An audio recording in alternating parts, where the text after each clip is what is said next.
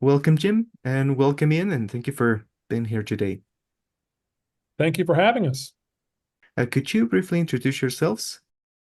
I'm just going to jump in here. I think Ian might be having some connection issues. My name's Jim Bennett. Ian and I do the Inside Out podcast.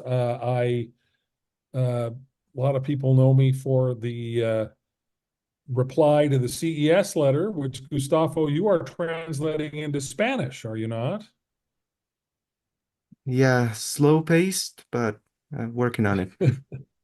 I'm just very impressed and very flattered that you'd be willing to do that. But that's how a lot of folks know me. But Ian and I have known each other for over 30 years, about 35 years. We were missionaries together in Scotland. And I'll let Ian give you a little more about his background. Yeah, thank you, Jim. So Ian Wilks, just attending this meeting from England, which is where I'm from originally, Yorkshire. Although we live full time in British Columbia in Canada, joined the church as a convert again here in England when I was 16 years old through the missionaries, to my displeasure of my family. But joined. It was a good experience overall. Served a mission. I served in different callings, different leadership callings, and basically served and devoted, committed my entire life, was very involved in the church, very entrenched in the church. And a few years ago, discovered some issues that raised some questions for me and a lot of discomfort and a very challenging experience for me as I discovered those issues. And then I left the church. I resigned in order to maintain my integrity. And then over the years, tried to reconcile my faith, arrive at some position of faith. Kept in touch on and off with Jim, and had an idea of creating a podcast and approached Jim, and Jim was interested. And we called it Inside Out. And the purpose is to help people. There's a few of the reasons, including it was a podcast that helps me enormously. And it was like therapy for me in many ways. And then decided to launch this with Jim. And we've done about 35 or 37 podcasts, I think, Jim. Maybe more. I've not counted them, but quite a few. We've got more than that, which is great. So really enjoying them. We get a lot of great feedback. It helps people. That's the primary reason for doing this. And so, yeah, we cover all kinds of topics. Jim's on the inside of the church, fully active and, faithful, active member of the church. I've left, resigned, and but still believe there's a great deal of goodness in the church, and want the church to improve and get better. And, there's some of the objectives of the Inside Out podcast. Awesome. Thank you, Jim and Ian.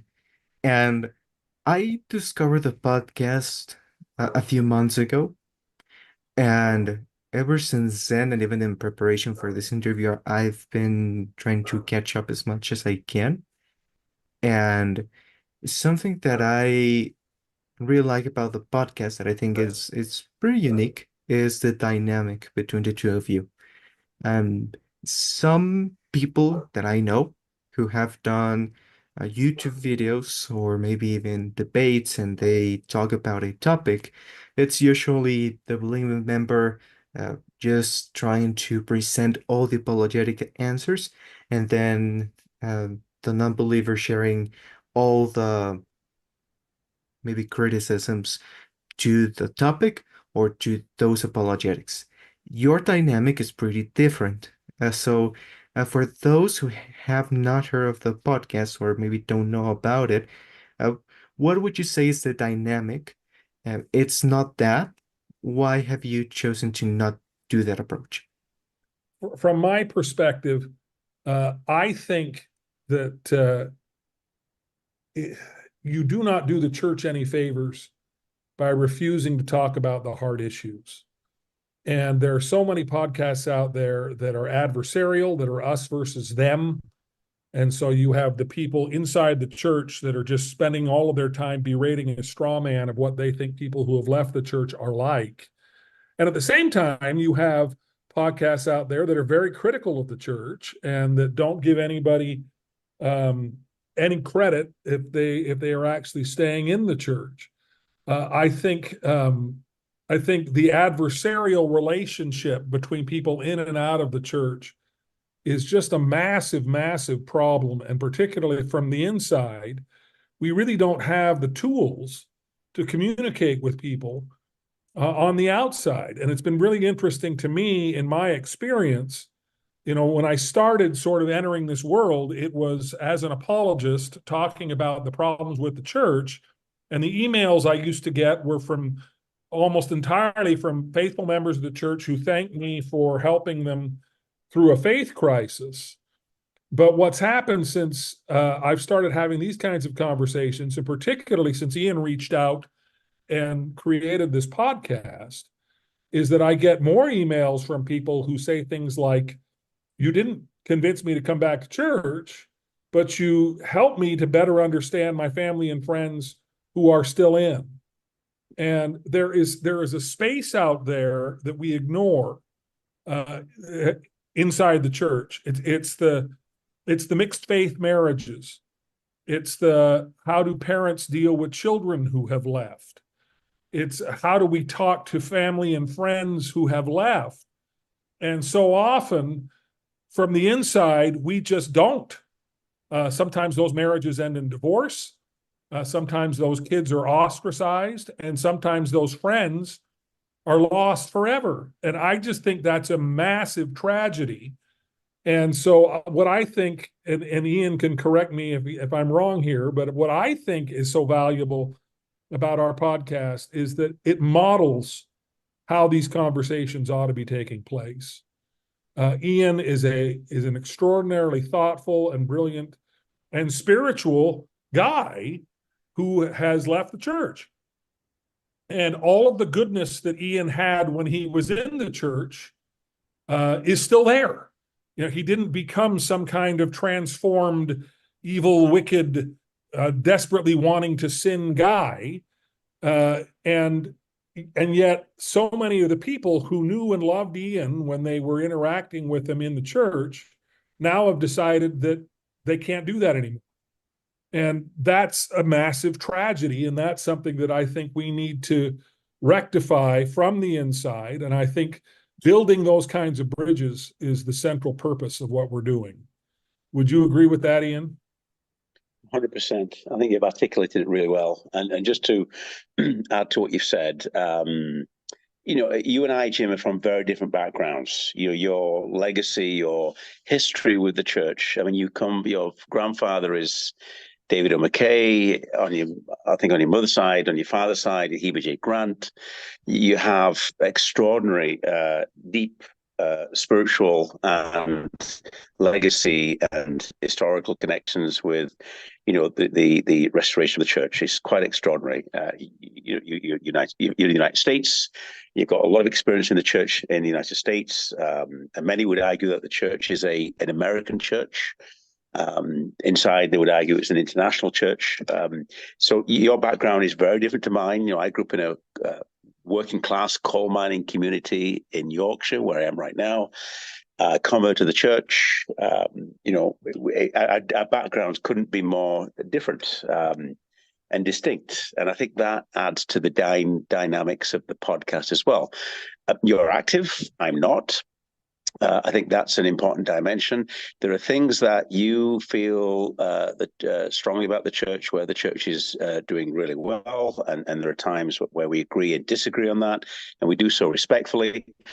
And there are times where you feel, Jim, that the church can improve. And on those points, we often agree, and sometimes we don't. Sometimes I see that the church actually is doing a good thing, where Jim might think it needs to improve. So we have that yin-yang balance, in terms of, how we understand and address the issues and the concerns that we have and others have in the church.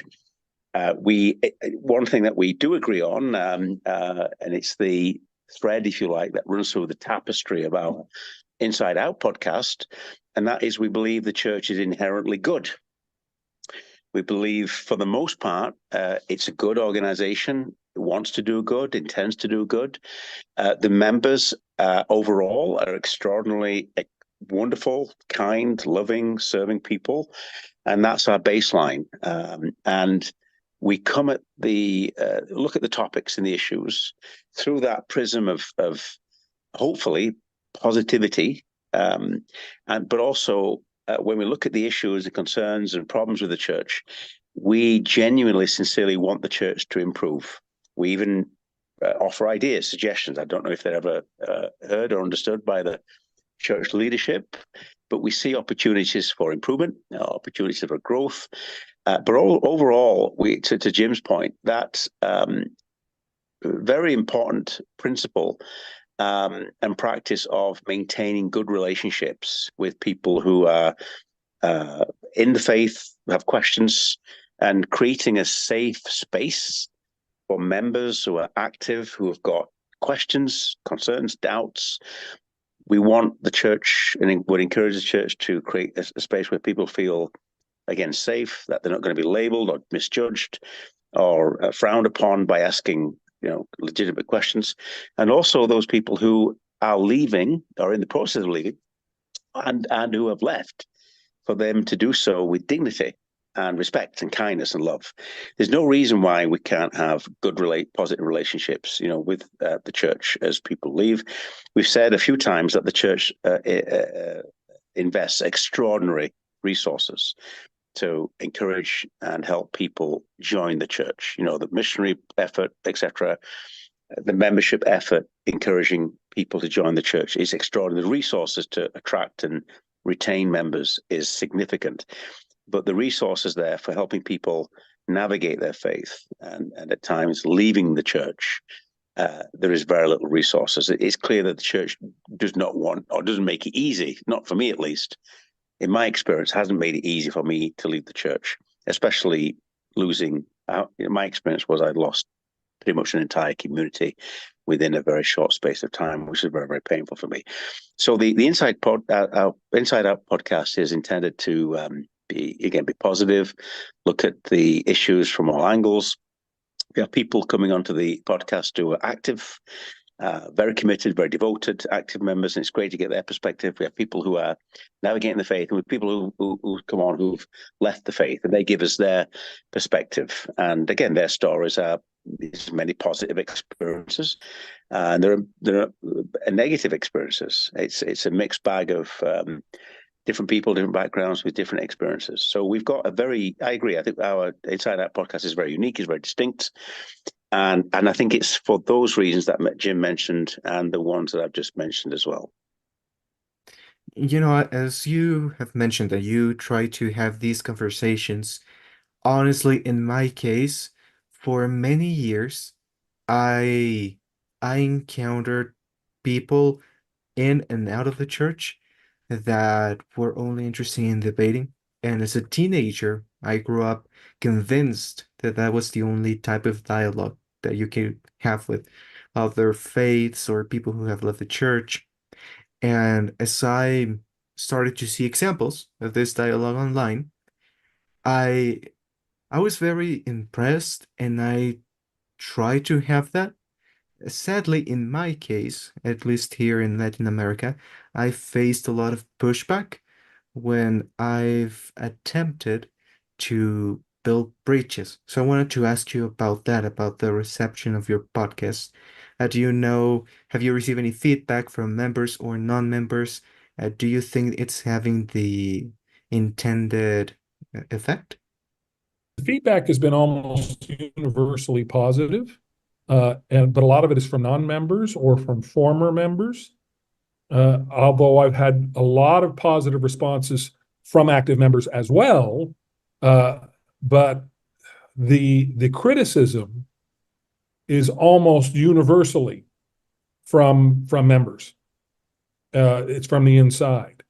And it's a phenomenon. I've discussed this with people in church leadership. I've discussed this with people who point out that the most difficult and most vicious critics of this kind of a dialogue are almost always active members of the church who consider it their responsibility to be the gatekeepers to determine who is and who is not a faithful member.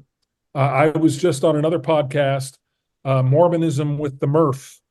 And I was on a panel discussion where we were talking about the McKinney Temple, and I went and read the comments, which you're never supposed to do. Never read the comments. But I went and read the comments, and this guy said, well, Jim Bennett, he isn't a faithful member of the church. I said, well, until the Tabernacle Choir kicks me out, I think your only options are to cope and seethe. And he says, well, you can call yourself whatever you want, but just don't delude yourself into thinking you're a faithful member. And I just was reading these comments, and they went back and forth, and they got snarkier and snarkier. And I just thought, I don't understand the faith of someone who feels like the Lord wants to be unkind to somebody else, particularly to another member of the church. I've had people complain particularly about politics, that they get mad that I'm not politically, American politics are probably going to be a little foreign to a good chunk of your audience. But my father was a very prominent Republican politician. He was United States Senator for 18 years. And I worked in Republican politics professionally. And I no longer am a Republican. I have left the Republican Party, primarily over Donald Trump. I don't want to get political here in terms of arguing my politics. What I want to point out is we've talked about political issues on our podcast, and we get pushback again from active members who insist that if you're not a Republican and if you're not supporting Donald Trump, you can't be a faithful member of the church. And there is so much a self-appointed gatekeeping, I think is the best word for it, for people who think it's their responsibility to make the church smaller, to purge the church of anybody who thinks differently than they do, who may have different political opinions than they do, which is directly contrary to the Council of the Brethren. President Oaks explicitly said we should never say that a faithful Latter-day Saint can't support a specific party or a specific candidate. And they've also warned against straight party voting in the United States. So I think we're on pretty solid ground. It's not that I'm doing anything that is putting my membership in jeopardy, but I am saying things that a certain segment of the church, of the online church, the people who are online are really a whole lot, I think, different from your rank and file members that you see every Sunday. I think most of those people that you see in real life are some of the greatest people on earth. I think they're lovely, kind, friendly people. That's one of the reasons why I stay an active member, is I really enjoy the community of the saints.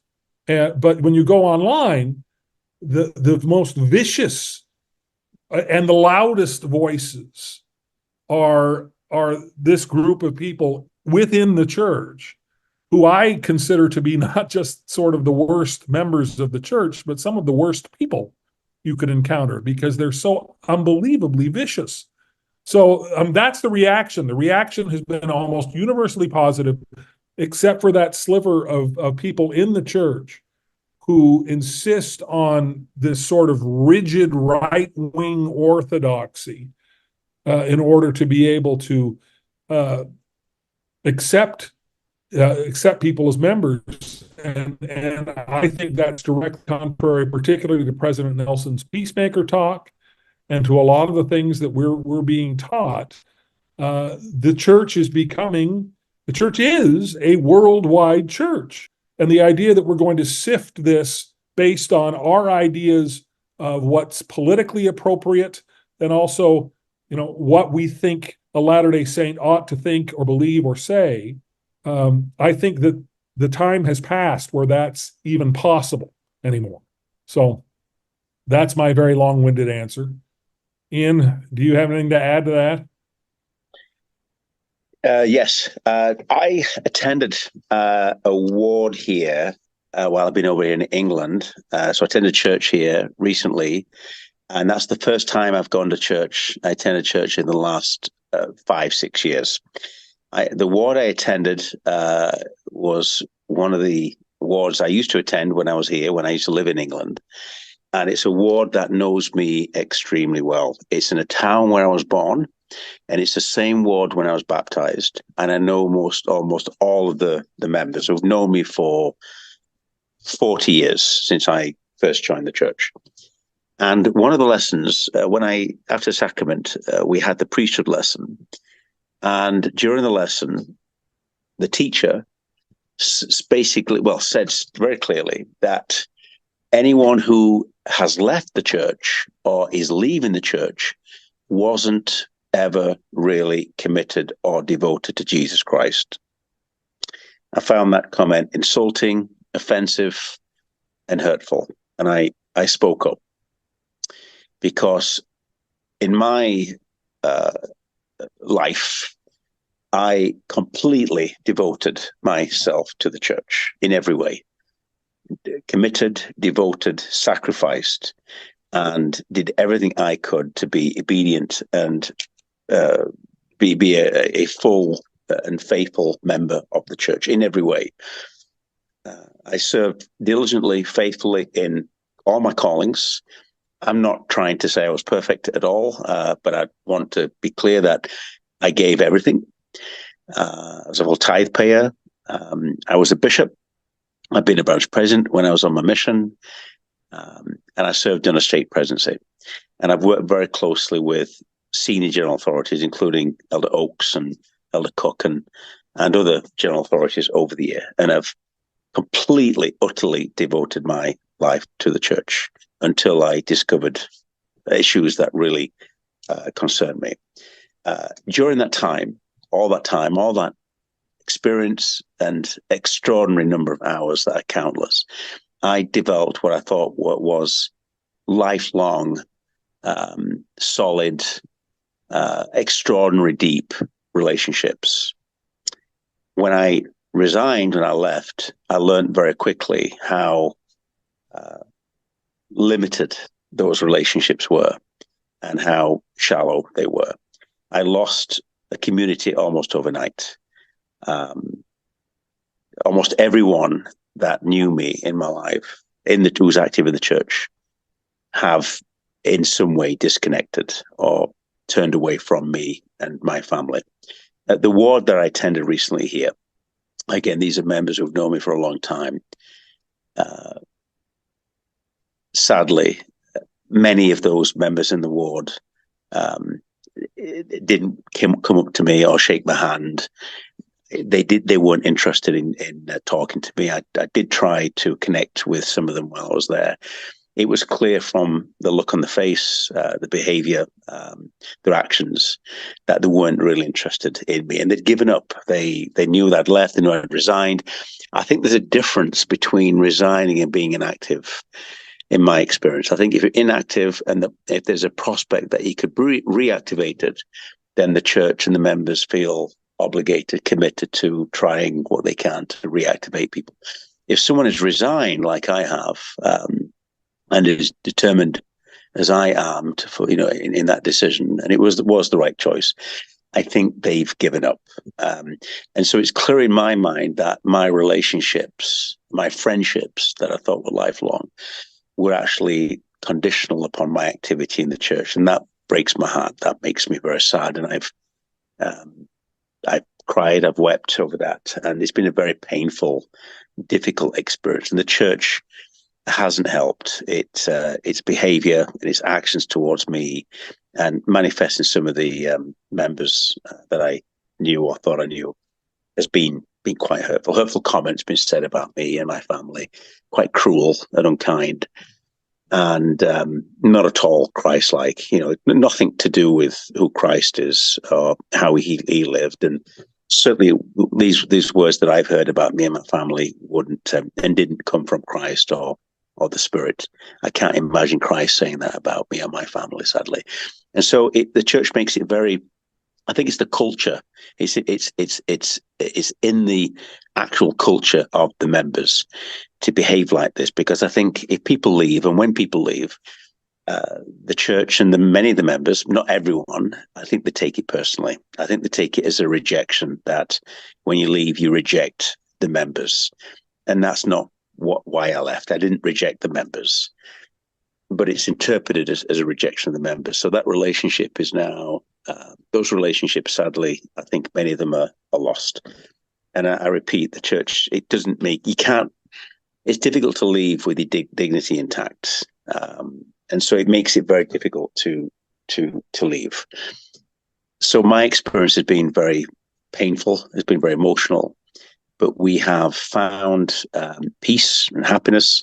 We maintain some relationships with members in the church, people who have not given up on us, thank goodness, who still see the goodness in us as people, who still see that we're inherently good, and we still want to serve, and we do serve. We serve in the community. We serve in other ways, but it's an area that the church really needs to be thinking about in terms of the doctrine and the policies which affect the culture, and how we behave in the church towards people who leave the church. So again, notwithstanding, there's a lot of greatness and goodness in the church, and I've not lost that. I still believe in that. But I also believe that there's opportunities for the church to improve and to change. And I think it will. I think it will over time. The church behaves and responds in different ways under different pressures, different circumstances, media or court case, or maybe a reaction from the members, it changes, but it changes very slowly over time. But I hope, and I still believe firmly, that the church is becoming better over time and will become safer, and eventually will maybe take a more kinder, softer approach to, and a more considerate and thoughtful approach to those people who've got questions, who've decided, to leave, and then they can maintain, a good relationship with those people. Thank you for sharing that, Ian. And I listened to your story on your podcast. It's maybe, I don't know, maybe 5 episodes which you talk about your story, and it really opened my eyes to the experiences some people have who maybe no longer feel welcome in the church, and when they decide to leave, that experience is not as Christ-like as some would expect. Right now, I'm teaching Sunday school for the adults, and we've been covering Come Follow Me. Right now, we're covering Alma, and we're covering Correo, the Antichrist. We are talking about the wars, and I'm new to that, so I didn't really knew how to maybe properly do it. But I realized that war is obviously auspicious to them because you're trying to kill each other, right? And some people say, well, the Correo is a template for absolutely everyone who doesn't believe in the church. The Nephite and Lamanite war are a template for believers and anyone else. So I think, as you mentioned, the culture sometimes does emphasize that. And I wanted to ask you, Jim, as a member of a church, would you say that maybe this harsh treatment that can come from members of a church, do you think does it come from a purely cultural perspective, or do you think that doctrine-wise, or maybe words from the pulpit, do you think they endorse that behavior even if not on purpose? What are your thoughts? That's a very good question. And the fact that you raise Korihor, I think is part of the issue, because I describe this as the Korihor template. When someone leaves the church, faithful members of the church look at them through a Korihor template. When you read the Book of Mormon and you read about the antichrists that show up in the Nephite civilization, the idea is they're all people who claim to be just thoughtful, intelligent seekers of truth, but when you get down to the crux of it, all of them are lying, and all of them are secretly knew there was a God and decided to fight against him. Or certainly that was the case with Korihor. We get that he's struck dumb. He admits that, yes, Satan had appeared to him and he'd fallen for Satan and decided to fight against God, but he always knew there was a God. And so members read those kinds of stories and decide that everybody who leaves the church is a Korihor. So when Ian Wilks says, no, I left the church because I found issues that were very troubling to me, or I left the church for family reasons, I left the church, any kind of reason that would sound legitimate, a lot of members sort of apply that template of Korihor and say, no, secretly, they're all just leaving because they're wicked and they want to sin and they're terrible people. And so I think it is sort of a doctrinal thing, but I think it's a misinterpretation of doctrine, because I don't think Korihor or Nehor or Gadianton or any of the bad guys that you find in the Book of Mormon are representative of everybody who leaves the church. That's just ludicrous. And it's this Korihor template that creates a wedge between loved ones, between a husband and a wife, one who believes and one who does not, between a husband and a wife and their parents or their children.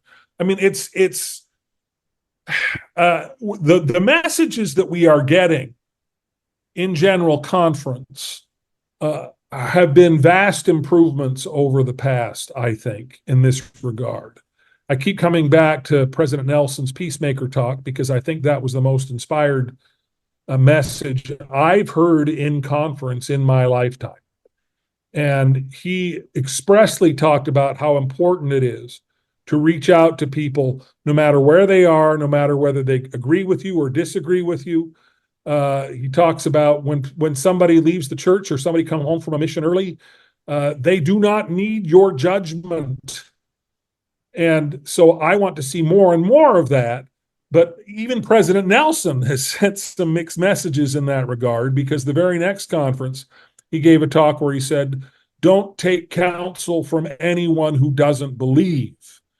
And I thought, I think that's just going to be taken by people if you're in a mixed faith marriage, does that mean if my wife is still an active member of the church, but if she weren't, does that mean that I can't take any counsel from her, that I have to ignore her?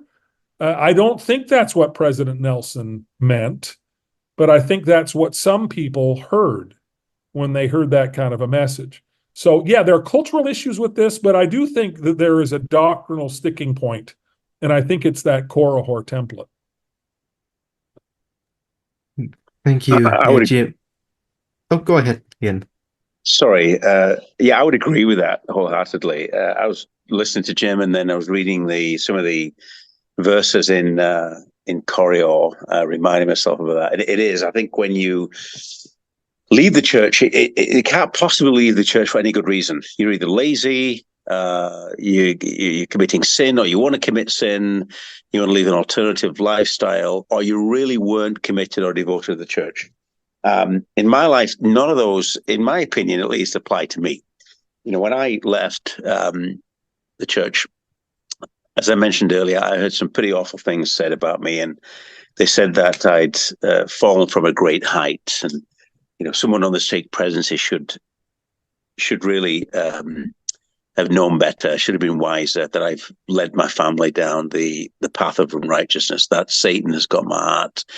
And because I held senior callings and received much light in my life, and the greatness of the light, because of the greatness of that light and the seniority in the callings and being able to work with leaders of the church, because I was relatively senior, and I therefore fell from a great height, and therefore my punishment will fit my transgression, and so I will be found. I will not be found in the celestial kingdom, or the terrestrial, but a special place has been reserved for someone like me who experienced or knew such great light and have rejected it, opposed it, and I'm now in league with Lucifer, and will be found essentially in the same place as Lucifer's, in hell, a special place reserved for someone like me, which is extraordinary. I don't believe that, but I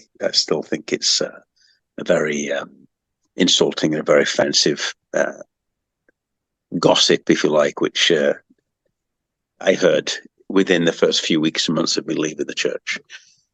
So, and this comes from the doctrine. A big part of the culture comes from the doctrine. It comes from the policy. It comes from the mindset of the leaders. You know, it's this historical relationship with the culture. You know, the members think quite uniquely, quite distinctly in many ways, and it is the correo. And if you leave, and the label that I had been given by some is that, and it's an official label, by the way. I think it was phrased by Joseph Smith or Brigham Young. I can't remember the name of the prophet, but it was phrased by a past leader that people like me, are an enemy to the church. So there are those people in the church that see me as an enemy, even though I advocate a lot, not always, for the goodness of the church. I don't think I'm anti-Mormon. I disagree with the church when I disagree with it. I criticize it when I think it's right to do so. But again, I speak of the values of the church. And so even Inside Out podcast is seen by some in the church as being a potential threat to the church. And it's sad. You've got this very distinct mindset that's very set in some of the members who are very hardcore. And if you deviate 1 inch or 1 iota from the official line, then you are not a faithful member. There's no room for any nuances or variations. You're either in or you're out. You're with God, you're with the devil. There's no gray areas. And even if you're in the church, and I've seen this from a rank file level, but also from a leadership position, if there are members who are active and they manifest different levels of faithfulness, i.e. part tithe payer, or they come to church in a checked shirt or not the right, without a tie, or a lady sister comes to the church in trousers, pants, or they don't conform precisely exactly to how they should look, white shirt, tie, suit, etc. Then there are those, sadly, in the church, not everyone, but some, there's an element in there that think that those people, they're not living right because they don't dress right, they don't sound right, they're not a full tithe payer, and there's something off about them. They're not quite as righteous as they should be. And so you've got this, I think, this right-wing, hardcore, unyielding expectation, if you like, of how a member should be, not in terms of dress, but how they should behave and how they should speak. If you look at the church doctrine, and the teachings of the doctrine, and if you're really immersed in the church, deeply devoted to the church, it influences every aspect of your life.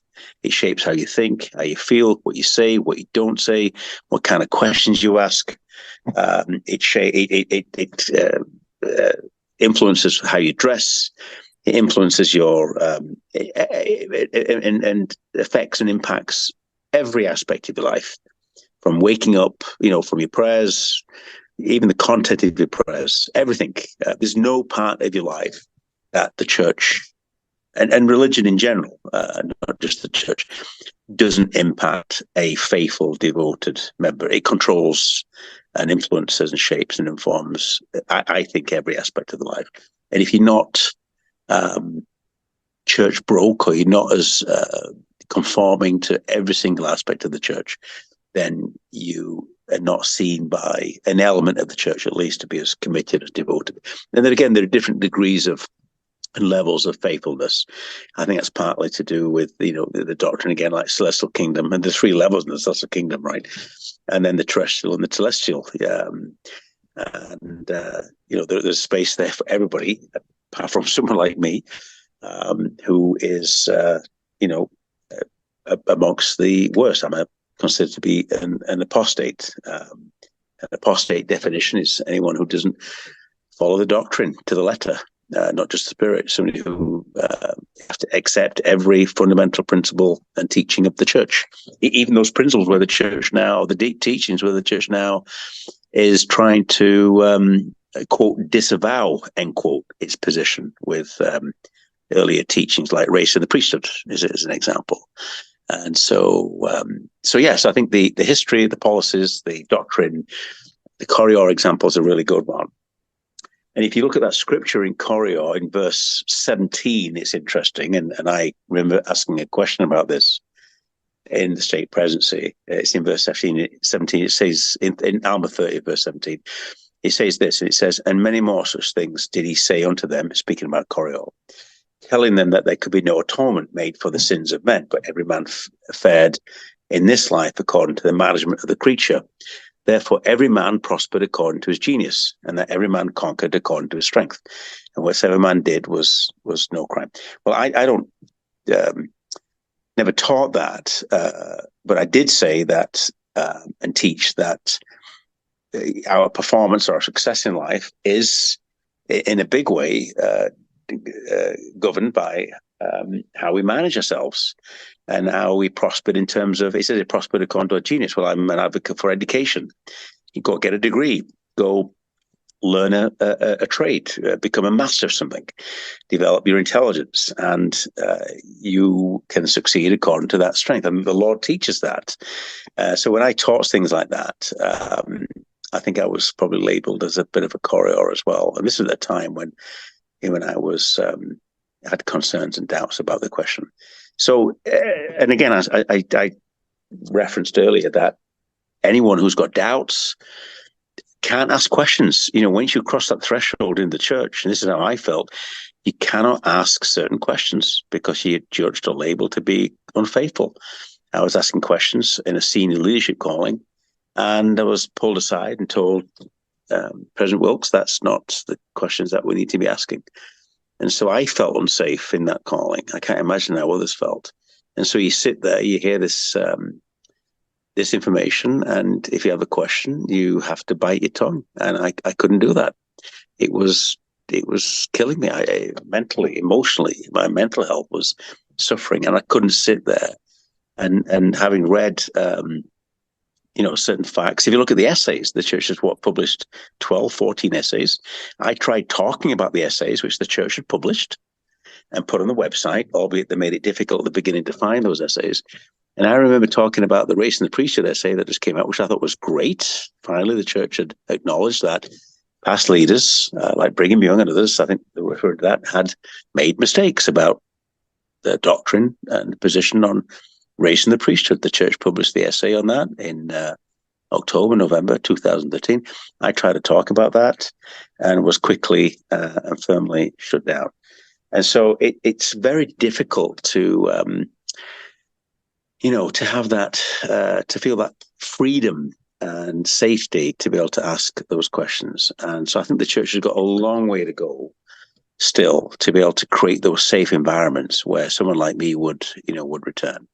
It's labeled me already. I can't change that. But I took control into my own hands, and I did resign. And I did so on my own terms. And similarly, like joining the church when I was 16 was the best decision I ever made at that time in my life. The church literally saved me. And I will always acknowledge that and always be deeply grateful for that.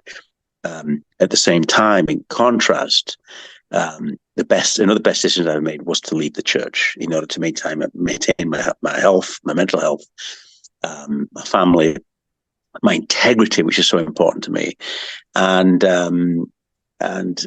my authenticity. I need to be true to myself, and so those are two very significant decisions which appear to be conflicting, but they were the right decisions at different times in my life. And now we're in a place of happiness and peace. I don't have to deal with these issues. If it doesn't make sense, it's probably because it doesn't make sense. If something doesn't sound right, it's probably because it isn't right. often, not always, if a doctrine is wrong or a policy is wrong, I can say so, and it's often, not always, it's wrong. The church is messed up, and so it's run by people. It's run by people that make mistakes. I don't think God instructs and governs the church leaders in every single thing. I think they make mistakes. They do make gaffes. They screw up. They mess up, and I think they privately know that, but they can't say so. Obviously, they don't want to lose the confidence of the members. So I think the church has a long way to go, but I remain hopeful and confident that it will change and improve, and it can become a safer place, a safe place for people like me. Thank you, Ian. And now that you've shared this, both of you, I some quotes and some devotionals come to mind. Recently, I just took an institute course that was called Navigating a Faith Crisis. So each week, we read talks and devotionals that talk about people who struggle with faith for different reasons. And as I mentioned to you guys, one of the main reasons why I'm doing episodes like this is because I think there's a lot of maybe strawman arguments, at least in the Spanish content I've encountered, about this topic, about people who leave, about questions about the church and criticisms, historical issues, and things like that. And I want to share a few of these devotional ideas or teachings and just get to know your thoughts on it, just so we can know if whether what they are talking about is a straw man, good criticism, or what would you add or what would you take from it. The first one that comes to mind is a devotional. I don't remember the name, but it was by Elder Stevenson, if I'm not mistaken. And at one point of the devotional, he talks of the story of a young man who had a question. I think he um, had a question about first vision accounts. And then he says, well, I have this friend who works for the church history department, and then he can get to answer your question. So they talk about that. He gets that issue resolved. And then he comes up and says, well, I don't have questions about that, but I have questions about raising the priesthood. And then it's like, okay, let me help you with that. Here's someone who can um, give you more information on it. And then he said that he kept coming back and he said, well, now I don't have a problem with either of those two, but I do have a problem with polygamy. And at this point, Elder Stevenson stops and says, do you see what happened? He chose to become a perpetual questioner. I don't remember if that was the correct term. But he said that, well, maybe I'm paraphrasing, but instead of being satisfied with those answers and then choose to have faith for the rest, he kept asking questions. And the lesson was that you could go into a rabbit hole and it would never stop until you stop asking questions, basically. So I wanted to ask, as someone who had questions in, what are your thoughts on that idea? And also you, Jim, what do you guys think about what Elder Stevenson said? I mentioned earlier, I think it's really important that we create a safe place for people to ask questions. People are interested in history. We go to university to become historians. We get a master's degree in history. We teach history. We every organization that's been around for a while has a history, and religious history, natural history, political history, general history. The specific disciplines within the area of history, and I think it's normal and natural for people in the church to have an interest in the history of the church. And it's normal and natural for people to have questions. And it's important that the church acknowledges that the church history is colourful. It's not black and white. It's certainly not all white. The church at times, in my opinion, has tried to whitewash stuff. The church has a complex history and a difficult history at certain points. And it has failed, in my view, to acknowledge those issues earlier and in a more transparent, open way, and has been pulled and pushed, kicking and screaming, into acknowledging issues like race in the priesthood and polygamy, etc. And even now, these are subjects it doesn't like to talk about. If you look at the essays, I would even say it's weaseled its way through some of the language there to try to offset or reduce the impact of the people's opinion or negative opinion on the church by talking about, well, that's how it used to be, and polygamy wasn't that bad, and it was a different time, a different place, and slavery and race and racism, it was a different time, and people thought differently, behaved differently. And it tries in some ways, in some language in the text, to justify that doctrine or teaching. Then later on, it says it disavows with anyone that's got those kind of views. And so it doesn't go far enough. It is an improvement. It is a overall right step in the right direction, a good step in the right direction, where it does at least try to talk about them and address them to some extent. It doesn't go far enough, in my opinion.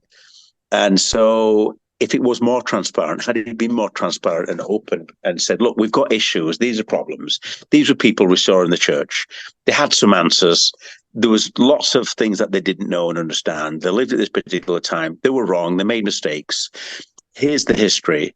I think the church is worried that had it given that meat before the milk, as it would say, that people would have left the church, and that might be true.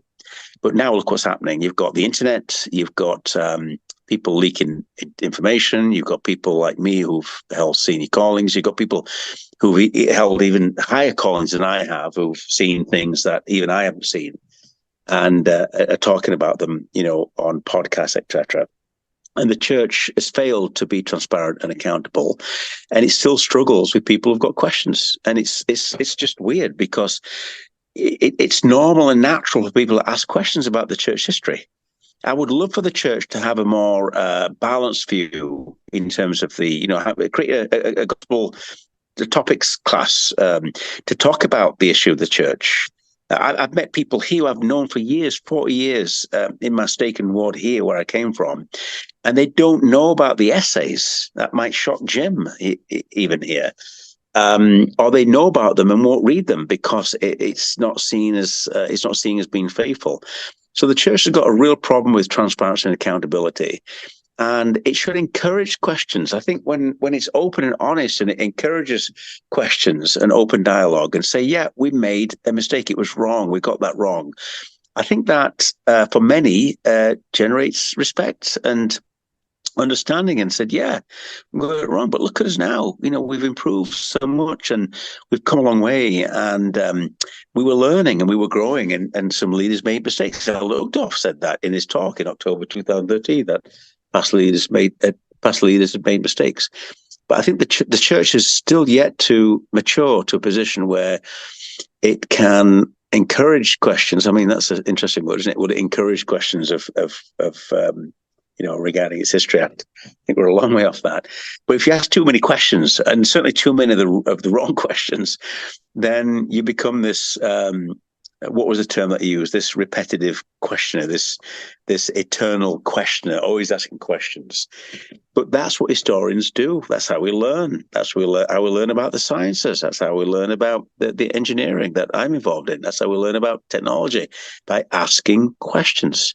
When you shut down questions, or you control those questions, then you stifle innovation, and you become a little bit cultish and quite dogmatic and quite fixed in your way.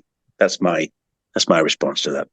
Well, I would jump in and say, this particular fireside by Elder Stevenson is reminiscent of an earlier fireside by Elder Renlund, that described a boy who is in a shipwreck and is picked up by an old fisherman. Gustavo, do you remember this fireside?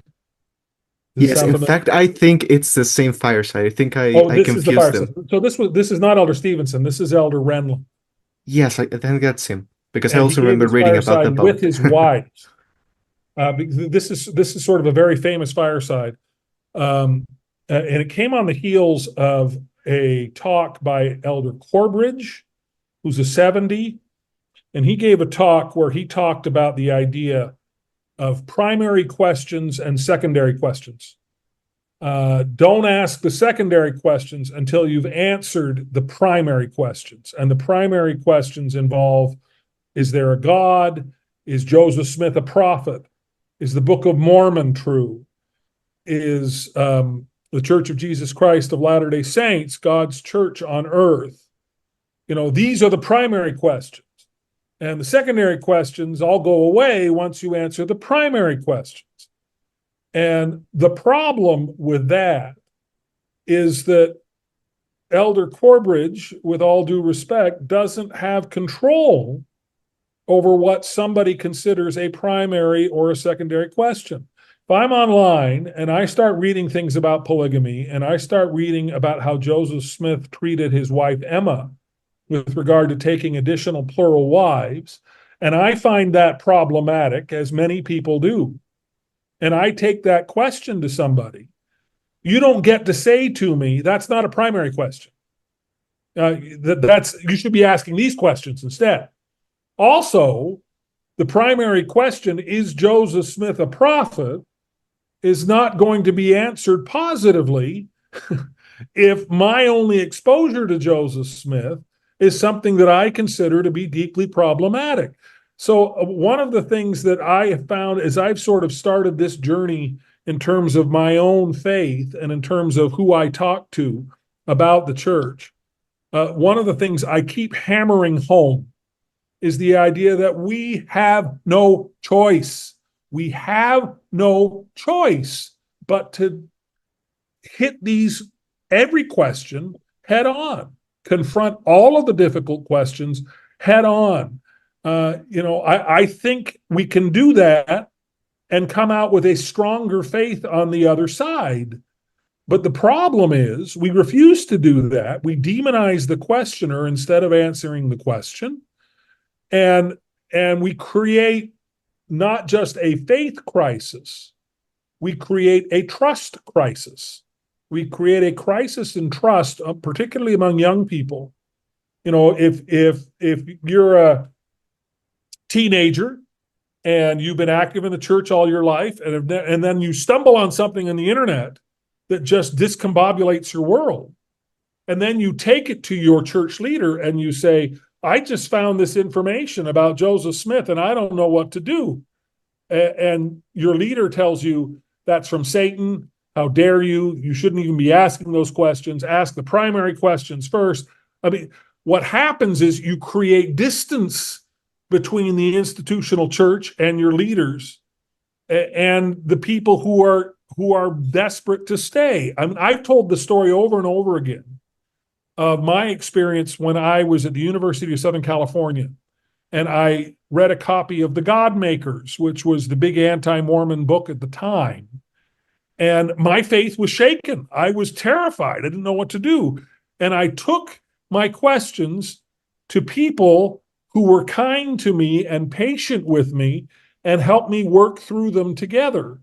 Had I taken those questions to people telling me, you're asking the wrong questions, and how dare you have even read anti-Mormon material, and you're following Satan, and you're a lazy learner. If that had been the message to me, I would not be speaking to you today, because I would have left the church as a teenager and be gone. We are at a critical moment in the church where all this information is available to anyone who wants it, who looks for it. It's just a Google click away.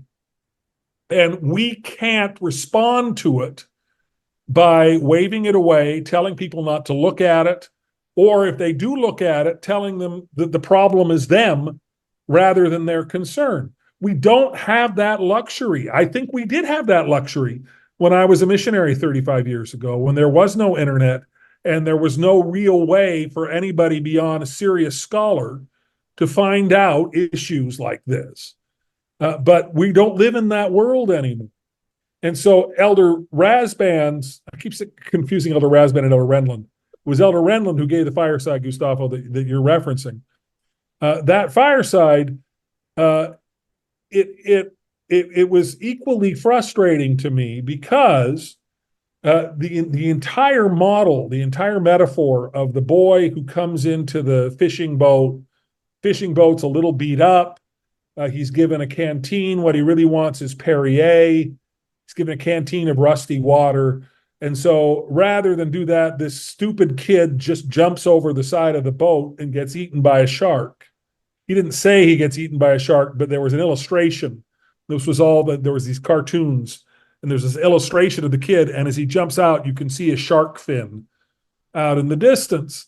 And I remember watching that and going, this whole metaphor is designed to demonize the questioner, the person at fault.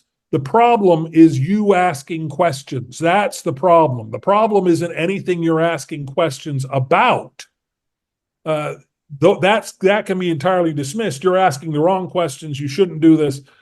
And that is, I think, the approach that will continue to drive young people away from the church.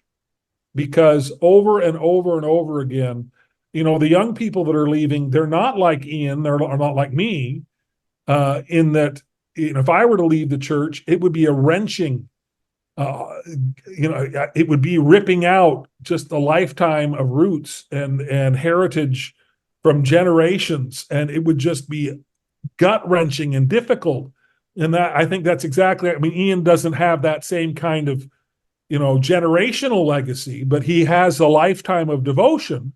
And it was such a wrenching and difficult process for him. The young people who are leaving are just shrugging the church off. They're just, nope, sorry, this isn't for me, thanks. And no amount of demonizing them, no amount of telling them that they're spoiled brats who just want Perrier water when they've just been saved from being shipwrecked. None of that kind of shame and fear is going to keep them in the church. And in fact, is going to eliminate trust in the church and drive them away. So that's where we find ourselves. And so, Elder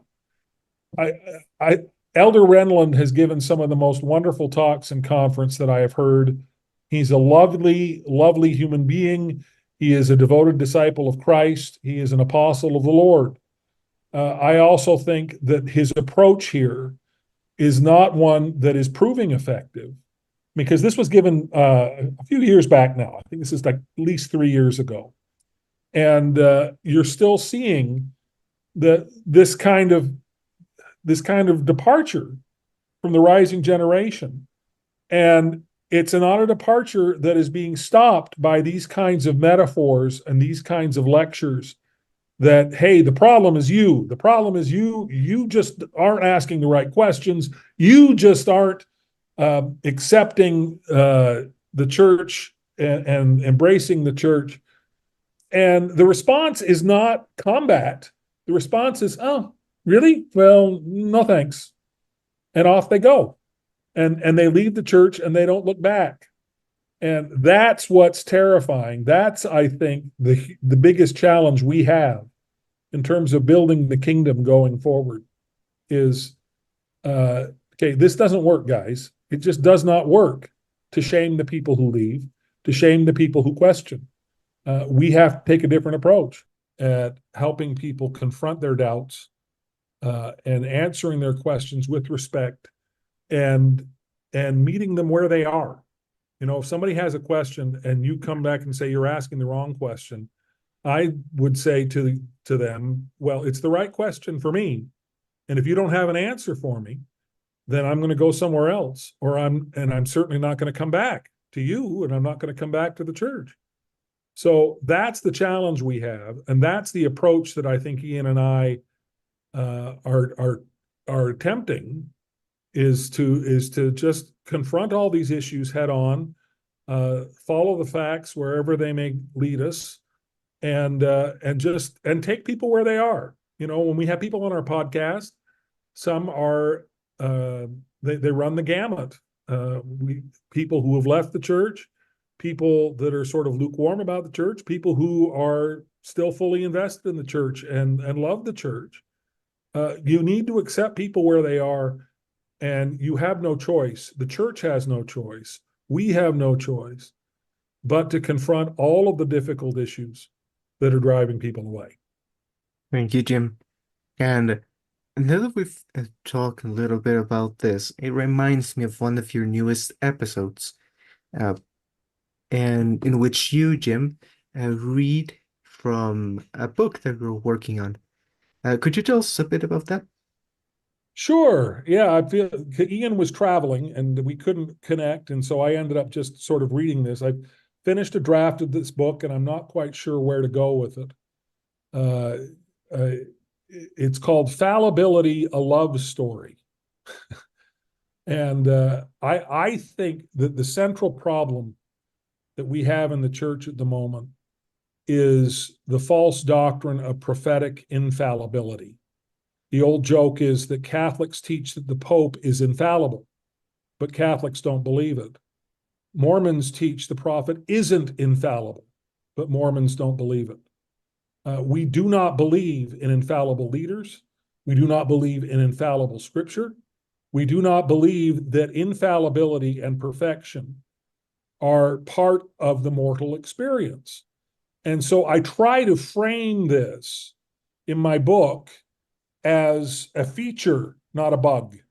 That this was the point for mortality. This was the purpose. We came to earth specifically to make mistakes. We were in a situation before we came to this earth where we were in the presence of God at all times.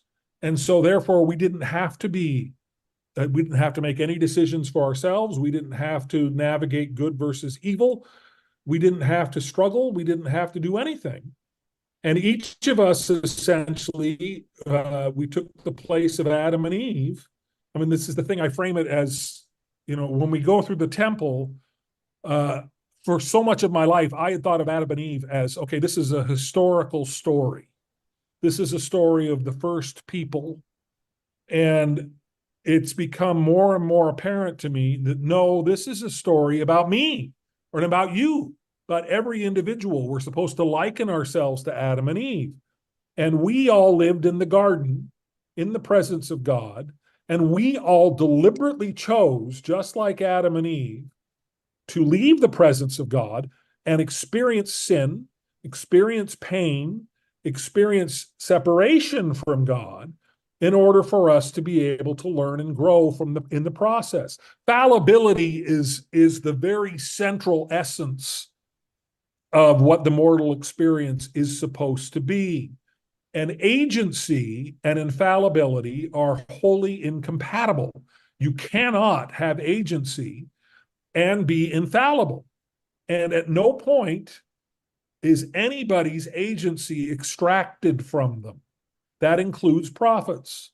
And I mean, when people talk about agency and prophets, they say, oh yeah, prophets can have bad breath and prophets can forget your birthday and prophets can do these things. It's like, well, yeah, they can do all those things. They can also make mistakes, even when they're standing at a pulpit and speaking.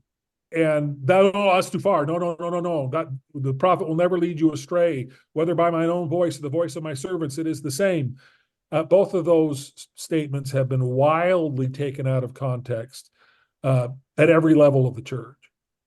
And they do not guarantee prophetic infallibility. So the book is designed to, the minute you can allow for the possibility that something in church history that is troubling was a mistake, you suddenly have a sustainable faith.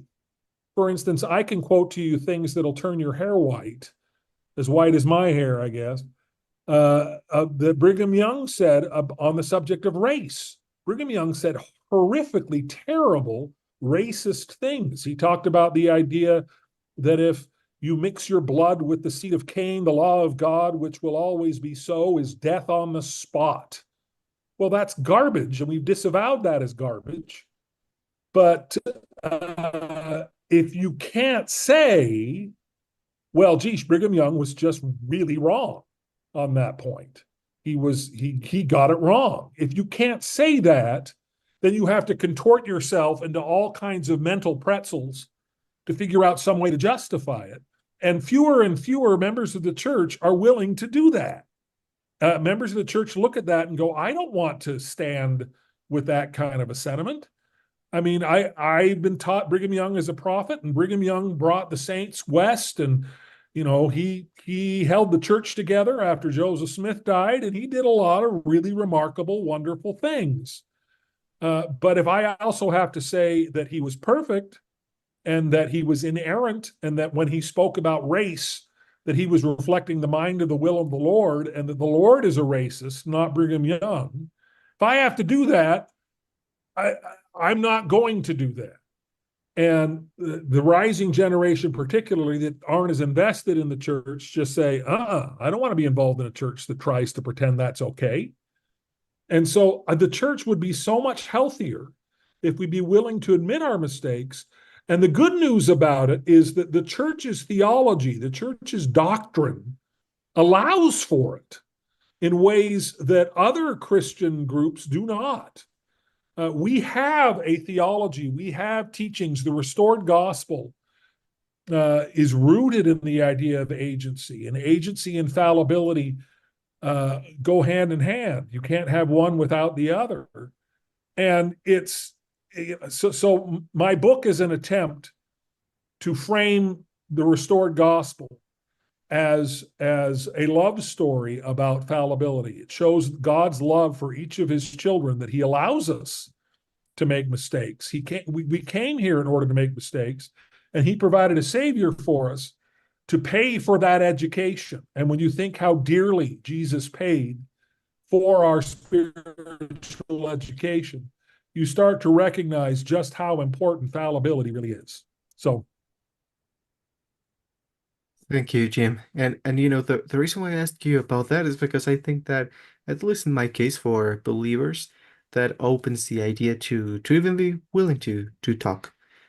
And I also don't want to sort of show that interfaith dialogue is only talking about what the church does wrong. I think that you, Ian, for example, you've emphasized that it's a bit of both. When it does right, when it does bad. And I had this question for you, Ian. When it comes to having dialogue, when it comes to maintaining relationships to nurture them, um, on the other side of the spectrum, people who have left the church, people that I know, I've heard them share a concern, and I wanted to hear your thoughts on this. And the concern is basically that they believe that the harm that the church has done in different areas for different reasons at different times is just it's just too much for me to even want to try to have a sort of dialogue. I know there's pain behind that. I want to approach that respectfully, but I wanted to ask you, do you think that interfaith dialogue is always necessary? And what would you say to someone who has that concern that keeps them from maybe maintaining relationships or having dialogue?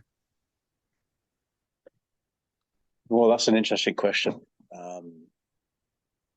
People who serve in the church enjoy extraordinary relationships across all the rank and file relationships in the church, across leadership. And the church is an extraordinary vehicle for service.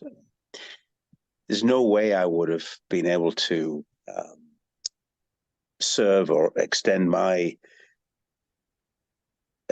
implement my interest in serving others without the church. Not to that extent, serving as a mission, serving as a bishop.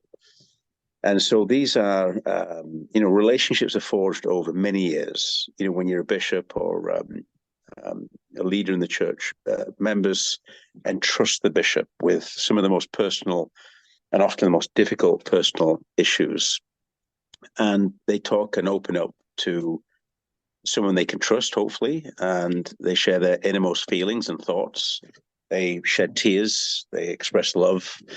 A bishop or a calling like that gets a glimpse into the depths of one's soul when they open up and share those often very profound and very personal, and again, as I say, at times very difficult, problematic experiences. And the job of the bishop is to help, to love, to serve.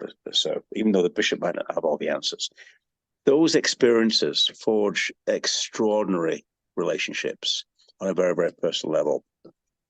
And so you get intertwined with the church through those relationships. Jim's referenced earlier, legacy, generational legacy, etc. And those relationships, church teaches us, of course, in the temple, that the hearts of the fathers will be turned to the children, and the children's hearts will be turned to the fathers. These are generational relationships, not just current relationships, and they're deeply networked and connected. The capillaries extend across generations, they extend across wards and stakes. And so when people have questions, or they want to leave, or they want to have more of an open dialogue, a respectful dialogue, their expectation for many of them is that they hope that they're able to do that. Jim referenced earlier that he was able to go talk to people who loved him and was kind to him and was respectful and patient, tolerant, and understanding, etc. And the questions that Jim had, that wasn't my experience. My experience was opposite. So it was like electric shock. I quickly was shocked into the painful realization that I couldn't have those kind of interfaith questions. And so I saw very quickly, early on in the process, those relationships that were hemorrhaging, that I was going to lose those relationships. And I saw that, as I say, very early on in the process that I went through. But even though I saw the risk of losing those relationships and the pain that would come from those, I still couldn't, my body, my mind, my whole soul couldn't and wouldn't, even if I tried, turn away from wanting to ask questions and wanting to know the truth and get to the facts, get to the bottom of things. It's just how I'm made. I can't live in ignorance. I want to live authentically and be myself. If I have questions, these are important questions to me. They might not be important questions to other people or to the church, but they're important to me. And Jim talked about that. And it just was painful because I didn't really have very many people to turn to. It wasn't safe. I could see that I was going to lose these relationships, almost all of them at some point. Yet I still continued, and I asked the questions, did my own research, found the facts, and eventually that led me to asking more questions, and coming across, in my opinion, some very disturbing things. And that led me out of the church. And the fact that they wouldn't answer the questions was not helpful. That certainly made it easier, actually, in some ways. In some ways, it was hard to leave the church. In other ways, it was easy because of the behavior of some of the members and the reluctance to have a, mature, constructive dialogue on some of these things.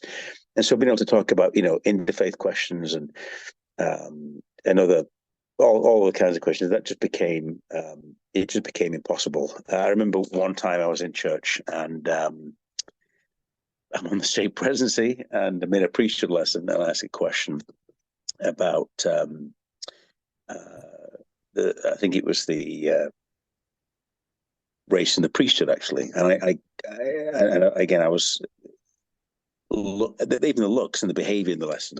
I got these frowns from some of the leaders in the meeting, and even a brother actually shook his head, that I, shouldn't be asking those questions. And then after the meeting, there was 3 or 4 brethren approached me And it was a very difficult question. My wife, who was looking on in the corridor, could see I just looked flustered. I looked really uncomfortable, and I was surrounded by these brethren who were grilling me, actually, and condemning me and criticizing me, and was so disappointed in the fact that I shouldn't be asking those kind of questions. And even one was saying that I should be released from the calling. So the church has got a long way to go, and it's not just enough to teach from the pulpit. I think you have to have some brave leader there, stand up and talk about the things and openly in the spirit of which Jim spoke earlier. And just be a leader. President Nelson, in one talk, gives us some encouragement, and another one gives a different message. And so we need consistency, and we also need to see that at the stake and the ward level to help people and support people. And I think I would end on this note as well: is think about Jesus Christ. Who is he? What kind of person was he? How did he show love? Was he patient? Was he kind? Was he tolerant? Would he be open to listening to questions? Would he do his best to answer the questions? Perhaps he doesn't have all the answers himself. I think he probably would, or many of them. But how would he behave, with somebody who's got questions or doubts or concerns, who is struggling? What would he say? What would he do? How would he show love and kindness? As a church, we carry his name, Church of Jesus Christ. The scriptures, Jesus Christ is in every aspect of the church, at every level, I believe, or at least most levels. And we make all these claims and profess all these things the church makes that very bold claim in section, Doctrine and Covenants, section 130, with that it is the only true and living church upon the face of the earth. Speaking collectively, not individually. But that's quite a bold claim, which I don't think the church has actually repeated for quite a while. But it's still in there. It's not changed. And so it professes to, President Nelson is the only mouthpiece on the earth who speaks for the Lord, not just for the saints, but for the entire world. That's quite a bold claim. And so, if that's true, the question should be asked, what's Christ's role in all of these issues? What does he think about the church's behavior, on its finances, on covering up or influencing child sex abuse claims, or hiding doctrine, or concealing this, and not being transparent on this, and not creating safe places for people to ask questions, and a myriad of other questions and issues? What's Christ's position on this? What does he think about all this, and how would he respond and behave to these issues? I don't know him, Jesus Christ personally. I have a testimony of him. I know that I believe that it's real. I have my own relationship with him, but I do believe that he is an extraordinary individual of goodness and kindness and love and patience and understanding. And I just don't think, I think he would be uncomfortable with some of the words and the actions of some of the leaders of the church and parts of the culture of the church. And I think he would be, I can't speak for him, of course, but I think he would be advocating, more transparency, more accountability. And I think he would be angry, actually. Would he go to as far as that he did, when he went into the temple, when the Pharisees and the Sadducees were in the temple and using the temple, the holy temple back then in those sacred places for trading and for, market purposes, and selling this and selling that. And, would he behave towards the church in that way? Perhaps he would. I don't know. Would he be so displeased that, he would shake things up? So I don't believe that this is the only true church upon the face of the earth at all. I think there's many paths to God. I think that the church is influenced by inspiration. And again, when it gets it right and it's doing really well and behaving well and just being kind and loving, absolutely. It's one of the best religious organized religions on the earth, for sure. But I think the church has lost its way in lots of ways, not in every way. And I think it needs to remind itself as, its relationship with Christ, the nature of Christ, and how would Christ respond, to people with these concerns and issues. And I think it has, at times, I think it forgets that. So I would close my messages on, I think that relationship between member, less active, resigned member, should be built on the principles of what Christ taught: love, understanding, patience, respect, agree to disagree, integrity, forgiveness, etc. And I think if the church moved more effectively in that direction and actually practiced what it preached and was kinder and more loving towards people that had left, it would have so much more respect, and it would be greater than it is. It would be even greater than it is right now. And so that would be, that's my parting message. I guess my closing remarks to your question. The idea of interfaith dialogue is one that I don't know. I don't know if the church is ready for it. That makes sense. I when we were on our missions, there was a big newspaper in the UK, I think the Sunday Times or something. Ian, you remember that the insert that we were given to hand out to people? It was the Radio Times. The gentleman, the brother on the beans, the can of beans, I think it was. Yeah, the guy sitting in front of all the beans. He was Elder Grant's father. Elder Grant. That's it. Yeah. Yeah. So there was this insert in a big newspaper that we were instructed to pass out to everybody. And it turned them off, actually, because it said nice things about Margaret Thatcher, who was not popular in Scotland at the time. But at the end of it, it talked about interfaith dialogue. I've always remembered this. And this spokesman for the church in the UK said, when you have the fullness of the gospel of Jesus Christ, you don't have a mandate to horse trade it away. So the idea was, no, we don't want to engage in interfaith dialogue. We don't want to engage in ecumenical dialogue. We're right. Everybody else is wrong. So what's there to talk about? Has essentially been the attitude of the church for most of my life. I think we're starting to see that soften. I don't think we're very far down that particular road, because the things that I've been talking about and that Ian's been talking about are less interfaith, but more, okay, how do we deal with people in the faith or people who have left the faith but are still sort of part of the Latter-day Saint community, if only culturally or, through their heritage or whatever. But the idea that, okay, well, how do we relate to Catholics? How do we relate to Muslims? How do we relate to people? I mean, not just other Christians, but, in a worldwide church, Islam is a massive religion with, I think, a quarter of the world's population as its adherents. How do we relate to Judaism? How do we relate to the Eastern religions like Buddhism? We haven't even started to really have those kinds of conversations yet. I think those conversations can be very helpful. They certainly have been in my life. I remember when I went to the University of Southern California, one of my best friends was an evangelical Christian, and we had some really wonderful conversations.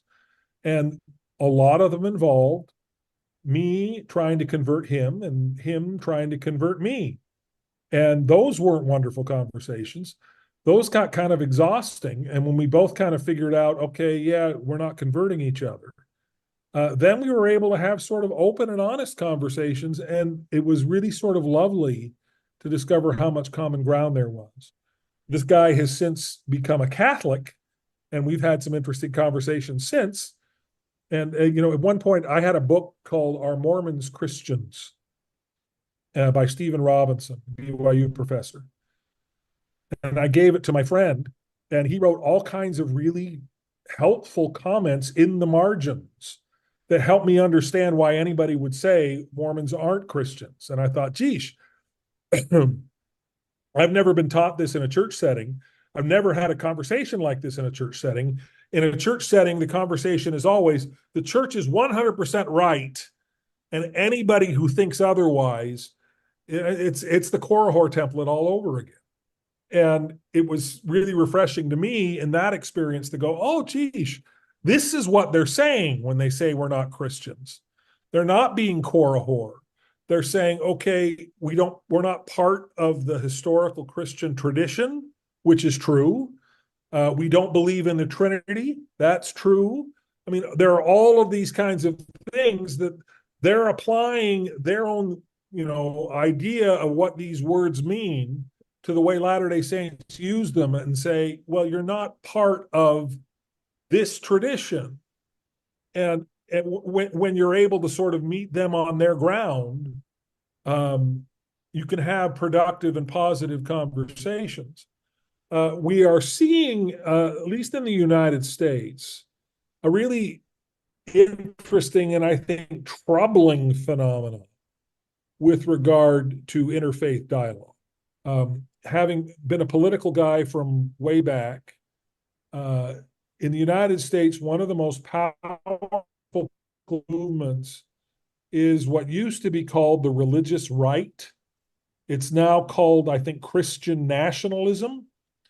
And it's this idea that, America is a Christian country and needs to have a Christian leadership. And the conservative Latter-day Saints have identified with this movement without realizing that these people hate us. They love our votes. They love our money. So they've kind of made a detente, but a lot of these people say just horrific things about the church and about Latter-day Saints from their pulpits. And so there's this sort of illusion among a certain group of Latter-day Saints, right-wing Latter-day Saints, that they are included in this sort of ecumenical dialogue when they're not. They're being exploited for their political value, but they're not respected. They're not part of the Christian community as far as they are concerned. So I just don't even know that we've started having, on an institutional level, any kind of a healthy dialogue that could be considered interfaith. And I would like to see that happen down the road. Thank you, Jim. And once again, Jim and Ian, thank you for taking the time to come on and talk a bit about your show and about how we can have these conversations. And just before we wrap up, there are a lot of topics that I really like on your podcast. I think that anyone who can speak or understand English, I would recommend that they go check out your podcast. Would you let us know in which platforms they can find you? They can find us anywhere on, we're not on YouTube. I think maybe we need to be. The reason we're not on YouTube is because it's not a video podcast, and we edit it. So maybe, Ian, maybe we need to get dressed up and make it a video podcast too. But right, it's on Spotify, it's on Apple Podcasts, it's on Google Podcasts. Pretty much any platform, any audio platform for podcasts, you can find us. It's called Inside Out with Jim Bennett and Ian Wilks, because there are a number of podcasts called Inside Out. So if you add our names, you'll be able to find it just fine.